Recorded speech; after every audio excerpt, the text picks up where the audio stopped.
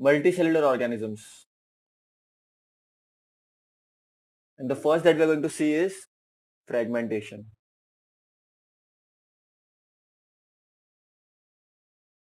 Fragment मतलब pieces होते हैं बच्चों, पहली बात तो ये है। तो देखो सिंपल है एकदम, बहुत इजी कंसेप्ट है।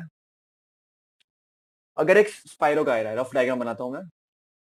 एक स्पाइरोगायरा है, अंदर न्यूक्लियस होता है, पायरिनोड होता है, सेल वॉल, जो भी, उसका तुमको कोई लेना देना नहीं है। कंसेप्ट से लेना देना है तुम्हारा। अगर इस स्पाइरोगायरा को तुम कट कर देते हो या कट हो जाता है एक्सीडेंटली, तो ये जो कट वाला पार्ट है, it will again go a new spirogyra. और ये वाला पार्ट भी, it will grow a new spirogyra. That is the concept, इतना सिंपल है। तो ये पहली बात होता किसमें, ये मल्टी सेलुलर ऑर्गेनिजम्स में होता है। ये वाला एग्जांपल किसका है बच्चों, हम किसकी बात कर रहे हैं? हम बात करें स्पाइरोगायरा की। जैसे स्पाइरोगायरा का एग्जांपल। और किसमें हो सकता है ये? साइकन में हो सकता है। ठीक है बच्चों, ये तुम पढ़ोगे एनिमल किंगडम में। स्पॉन्जेस का किंगडम होता है, ये तुम पढ़ोगे एनिमल किंगडम में, चैप्टर नंबर 6 में। ये क्या होता है, इसमें क्या क्या स्पेशलिटी होती है। देखो बेटा, एकदम सिंपल है। हर एक को अपनी लाइफ सस्टेन करनी है, हर एक को जीना है, बराबर के नहीं? सो इनका टेक्निक ही यही है कि it will break, it will form fragments, it can be accidental also. Okay, होगा क्या, स्मॉल सेल फ्रेगमेंट्स ब्रेक होंगे और उसको पता है कि बार बार न्यूट्रिएंट्स है, सब कुछ है, प्रॉपरली है। तो it will grow fast and then it will form the new spirogyra completely. जो भी पार्ट ब्रेक हो चुका है उस पर नया पार्ट वो बनाएगा। That is the concept of fragmentation. So exam में एकदम सिस्टमैटिक तरीके से लिखना कि फ्रेगमेंटेशन होता है स्पाइरोकारा एंड साइकन में। What happens is very simple. Parent organisms break into many fragments, and each fragment, each piece, each side will go into a new spirogyra or a new cycle. ठीक है, that's it. Awake. We are talking about regeneration.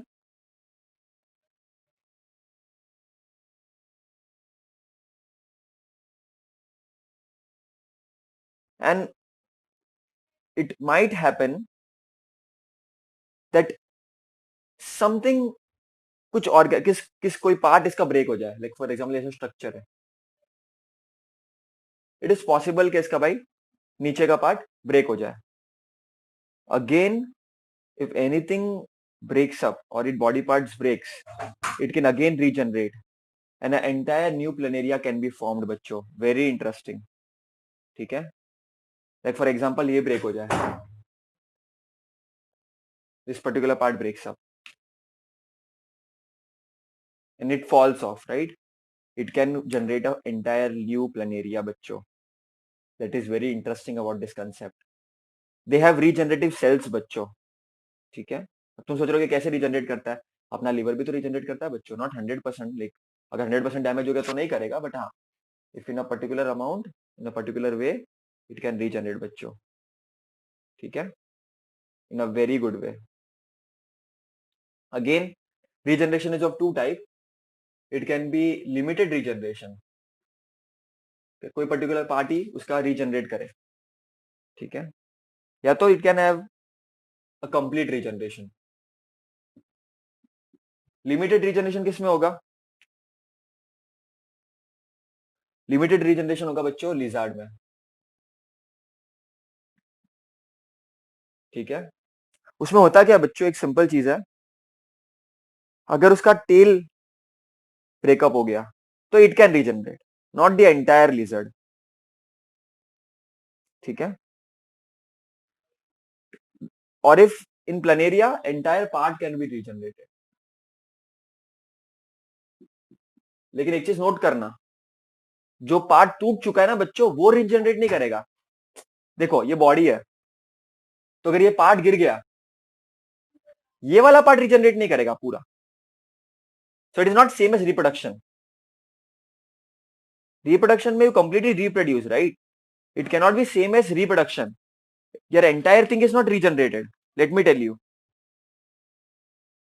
If the tail falls off, इसकी बात नहीं करता, चलो अगर मैं lizard की बात करता हूं, मैं लिमिटेड, मैंने बोला लिजर्ड में लिमिटेड रीजनरेशन, उसका मतलब suppose if tail breaks off, तो वो जो ऑर्गेनिज्म है लिजर्ड में उसमें ग्रोथ हो जाएगा, लेकिन वो टेल जो गिरा हुआ टेल है वो can not regenerate again, so it is not same as reproduction.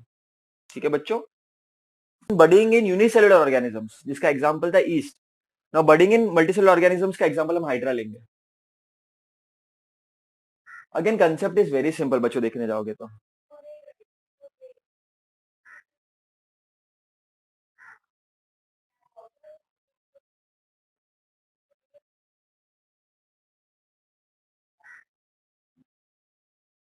So this is a rough diagram of hydra. ठीक है।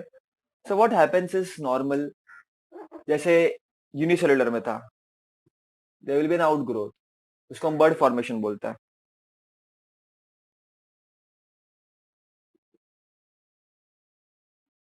जैसे पहले था, इसको खाना पीना चाहिए सब मम्मी देगी, तो होता क्या है, फेवरेबल कंडीशन जब होगी, जब पता है बाहर का कंडीशन अच्छा है, तो अब भाई अब बच्चा बना लो, इसको आप भेज दो, इसको अपनी जिंदगी जीनी है, बराबर कि नहीं। तो होता क्या है, देखो देखो कोई भी चीज बनानी है तो उसके लिए सेल्स चाहिए, और वो भी कैंसर सेल्स, रीजनरेटिव सेल्स,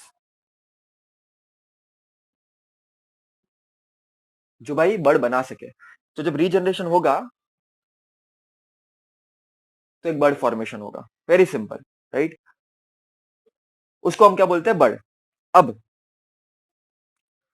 जो भी खाना है, जो भी डाइजेस्टिव कैविटी है, या जो भी लेयर्स है उसको बोलते हैं हम थर्मोडर्मल लेयर्स, ये सब के पेरेंट्स से वो कंसिस्टेंट होगा, मतलब पेरेंट्स से बना होता है। तो पेरेंट्स के बाद जो भी कुछ होगा बच्चे को देगा, जैसे अपने में भी होता है, सिंपल। तो पेरेंट हाइड्रा